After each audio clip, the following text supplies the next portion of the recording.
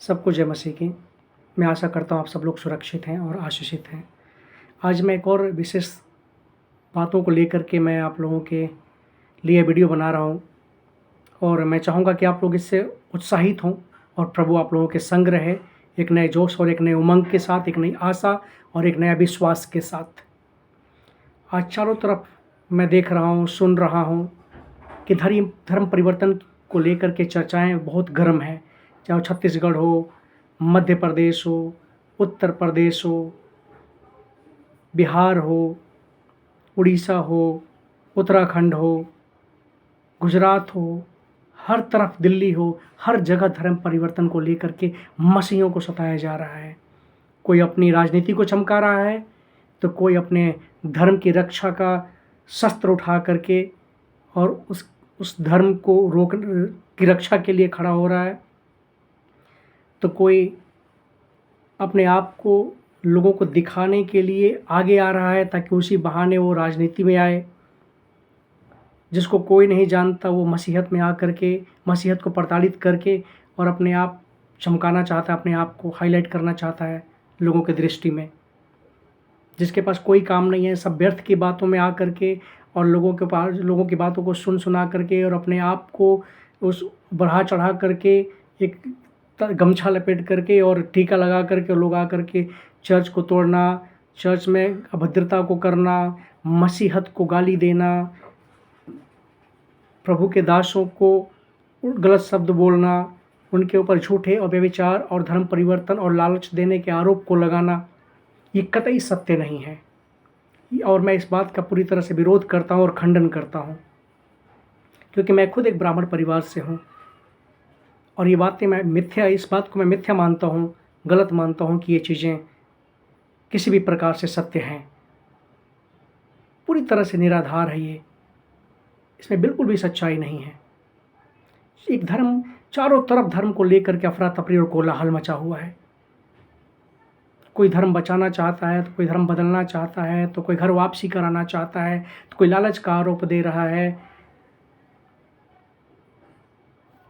लोग इसको रोकना चाहते हैं कि धर्म परिवर्तन हो रहा है। हमारा देश जो है एक हिंदू प्रधान देश है। हमें यहाँ पर लोगों के धर्म परिवर्तन की बातों को रोकना है।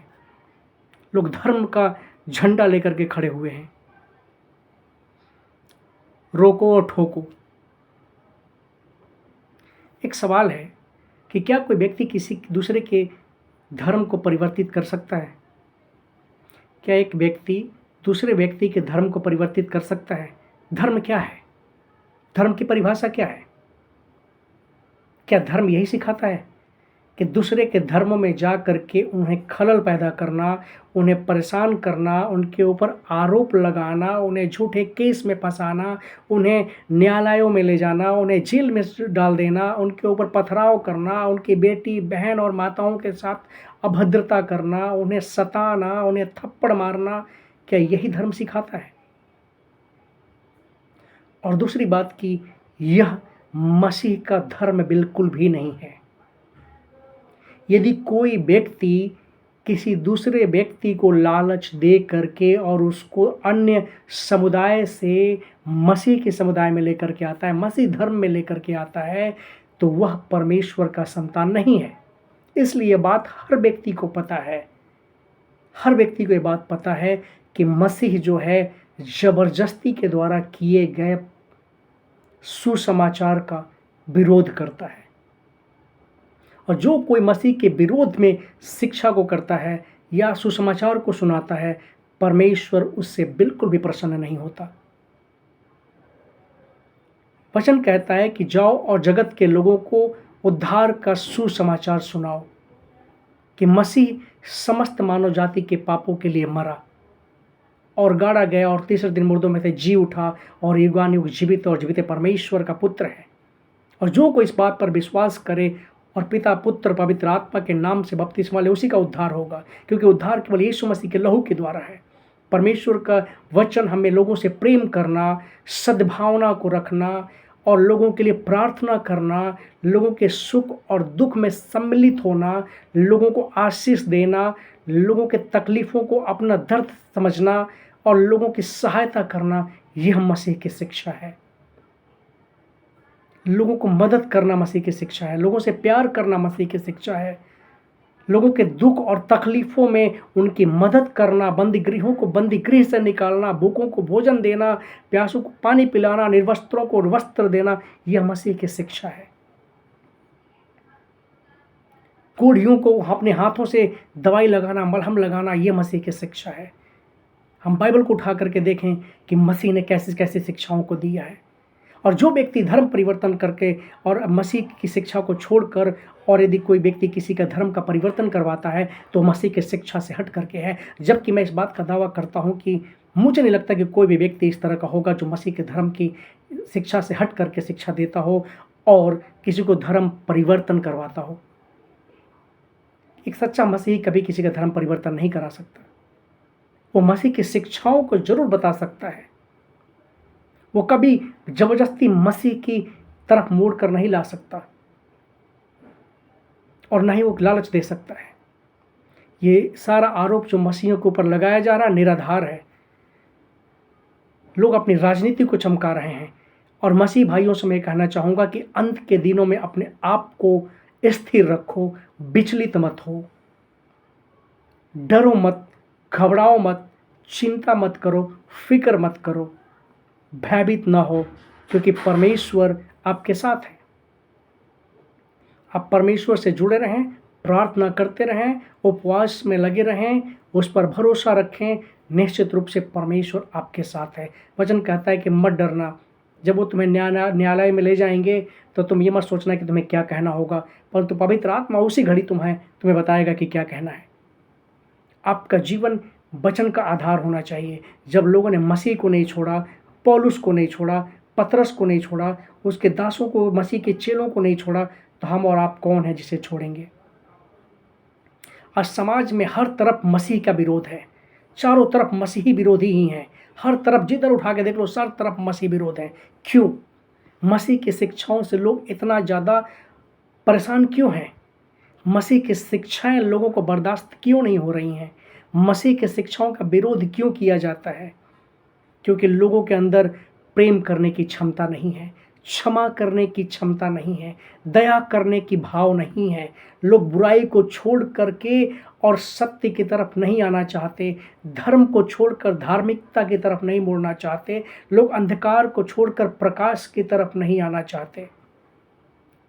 लोग जानते हैं कि यदि मैं छोड़कर, बुराई को छोड़कर यदि धार्मिकता में आऊँगा और पाप को छोड़कर सत्य में आऊँगा तो मेरी रोजी रोटी मारी जाएगी, मेरा आमदनी मारा जाएगा, मेरे ऐशो आराम की ज़िंदगी जो घूस के द्वारा होती है वो मारी जाएगी। मैं जो व्यभिचार में मौज मस्ती कर रहा हूँ, मैं अन्य और पराई स्त्रियों के साथ जो भोग और आनंद का लाभ उठा रहा हूँ, वो मुझे नहीं मिल पाएगा। वो शारीरिक और चर्म सुख मुझे नहीं मिल पाएगा, वो संसार की बातें मुझे नहीं मिल पाएंगी, क्योंकि संसार की सभी गलत बातों के विरोध में मसीह की शिक्षाएं हैं। मसीह की शिक्षाओं का बर्दाश्त करना हर व्यक्ति के बस की बात नहीं है। हम मसीह की शिक्षा सिखलाता है कि हमें लोगों को माफ़ करना, अपने बैरियों से प्रेम करना और उन्हें क्षमा करना है। मसीह की शिक्षा हमें संसार और संसार की बातों को निराधार साबित करती है, मिथ्या साबित करती है। इसलिए संसार के लोग मसीह का विरोध करते हैं। लोग पवित्र जीवन को नहीं जी सकते, इसलिए मसीह का विरोध करते हैं। लोग झूठ बोलना नहीं छोड़ सकते, इसलिए मसीह का विरोध करते हैं। लोग व्यभिचार नहीं छोड़ सकते, इसलिए मसीह का विरोध करते हैं। लोग घूस लेना नहीं छोड़ सकते, इसलिए मसीह का विरोध करते हैं। लोग अपने माँ बाप का आदर करना, निरादर करना नहीं छोड़ सकते, इसलिए लोग मसीह की शिक्षाओं से बैर करते हैं। लोग पराई स्त्री के ऊपर अपने कमेंट्स को करना नहीं छोड़ सकते, इसलिए लोग मसीह की शिक्षा का विरोध करते हैं। लोग बाइबल का विरोध करते हैं। कलीसियाओं में जा करके लोग सत्य को समझना नहीं चाहते, इसलिए लोग मसीह का विरोध करते हैं। मसीह की शिक्षाओं को अपना आधार नहीं बना सकते, क्योंकि उनको पता है कि हमारे गाल पर यदि कोई एक थप्पड़ मारेगा तो हम बर्दाश्त नहीं कर सकते, इसलिए लोग मसीह की शिक्षाओं से बैर करते हैं।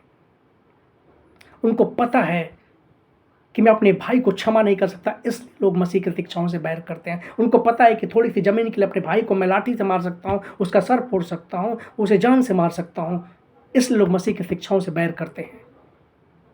लोगों के अंदर प्रेम और दया, क्षमा भाव का अनुकरण नहीं है, इसलिए लोग मसीह की शिक्षाओं का बैर करते हैं। मसीह की शिक्षा इतना आसान नहीं है। कोई भी मनुष्य दो स्वामियों की सेवा नहीं कर सकता। वह परमेश्वर और मनुष्य दोनों की सेवा नहीं कर सकता। बाइबल में यीशु मसीह ने स्वयं कहा है। अंधकार का प्रकाश से क्या मेल। जो लोग संसार में जी रहे हैं, अपने ऐशो आराम की ज़िंदगी जी रहे हैं, व्यभिचार और पाप और गुनाहों में जी रहे हैं, चोरी हत्या और व्यभिचार में जी रहे हैं, जो लूट और घूसखोरी में जी रहे हैं, जो जिनके जिनके जीवन का दिनचर्या ही आरंभ होता है पाप और व्यभिचार और बुराई से और चुगली से, वो इस मसीह की शिक्षा से विरोध नहीं करेंगे तो और किससे करेंगे। मसीह की शिक्षा इतना आसान नहीं है कि लोग उस पर स्थिर रह सकें। एक बार बाइबल को उठाएं, उसे पढ़ें और उस पर चलने का प्रयत्न करके देखें। इतना आसान नहीं है मसीह की शिक्षाओं में बने रहना। लोग गलतफहमियों को पालना छोड़ दें। लोग अपनी राजनीति के लिए, अपनी बड़ाई के लिए, अपनी प्रशंसा के लिए, सोशल मीडिया पर छाए रहने के लिए लोग मसीह के शिक्षाओं का विरोध करते हैं, उसके दासों के साथ गलत व्यवहार करते हैं, उन्हें मारते पीटते और प्रताड़ित करते हैं, उनके ऊपर झूठे आरोप लगाते हैं। वो समझते हैं बड़े आनंद की बात है, हमारे लिए बड़े वर्चस्व की बात है, हमारे लिए बहुत ही आनंद और हमारे लिए बड़े सम्मान और गौरव की बात है।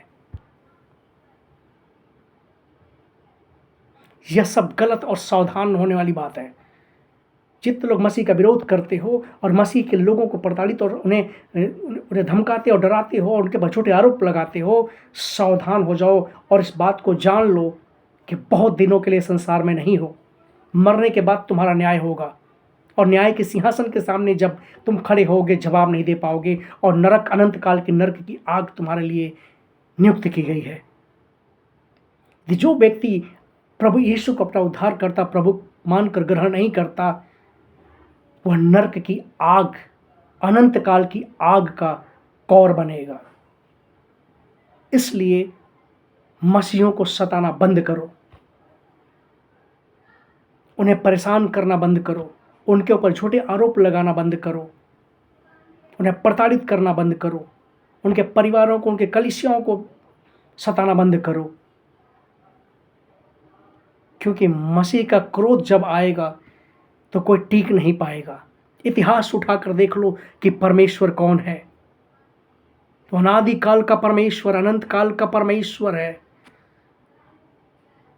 यदि मेरी बातों पर विश्वास नहीं है तो उसे परख कर देख लो, समझ में आ जाएगा कि वो परमेश्वर कौन है। वो धधकती हुई आग है, वो उसके सामने टिकना किसी भी मनुष्य की बस की बात नहीं है। अभी भी समय है, अपने आप को बदल दो, बच जाओगे, बच जाओगे, वरना उसके भयानक क्रोध से कोई भी व्यक्ति नहीं बचेगा। और ये डायलॉग बाजी नहीं है, ये चेतावनी है, चेतावनी। लाल गमछा टांग लेने से और सोशल मीडिया पर लाइव हो जाने से सोच रहे हो कि मैंने बहुत बड़ा तीर मार लिया है, तो यह गलत है। सत्य को जानो और स्वतंत्र हो जाओगे। सावधान हो जाओ, समझो मसीह किसी का धर्म परिवर्तन नहीं करता। तुम्हें चैलेंज कर रहा हूं मैं, यदि कोई गैर मसीह इस वीडियो को देखता है और वो लगता है कि मसीह लोग धर्म परिवर्तन करा रहे हैं, तो मैं उस व्यक्ति के लिए चैलेंज करता हूं कि परमेश्वर के वचन को पढ़े और उसे समझे और अपने आप को उस वचन से मापे कि क्या उसकी क्षमता है कि वो परमेश्वर के वचन के अनुसार अपने जीवन को व्यतीत कर सकता है। नहीं कर पाएगा। और कोई, मुझे नहीं लगता कि जिस धर्म में भी जो भी व्यक्ति, जो सताने वाला व्यक्ति है, मुझे नहीं लगता कि उसका धर्म इतना कमज़ोर है कि दूसरे के धर्म के प्रति अपने रवैये को बदल करके और वहाँ पर उसके घर में घुस करके और अपने धर्म को बचाने का प्रयत्न करे। यानी तुम्हारा धर्म इतना कमज़ोर है कि तुम्हें उसको बचाने की जरूरत पड़ गई और तुम बेचैन और व्याकुल हो। भारत एक धर्मनिरपेक्ष राष्ट्र है और इस देश में हर व्यक्ति को यह अधिकार है कि वो किसी भी धर्म को अपनी स्वेच्छा से अपना सकता है और छोड़ सकता है। संविधान इस बात का इजाजत देता है। इस देश में बहुत सारे समुदाय के लोग रहते हैं, सब एक दूसरे की चिंता करते हैं, एक दूसरे से प्रेम करते हैं, भाईचारे के साथ रहते हैं। लेकिन कुछ असामाजिक तत्व आकर के इनके बीच में विरोध को उत्पन्न करते हैं। मनुष्य का सबसे बड़ा धर्म है प्रेम, और यदि किसी व्यक्ति के अंदर दया और प्रेम की भाव नहीं है, वह किसी भी धर्म का नहीं है और ना किसी धर्म का हो सकता है। प्रभु आशीष दे।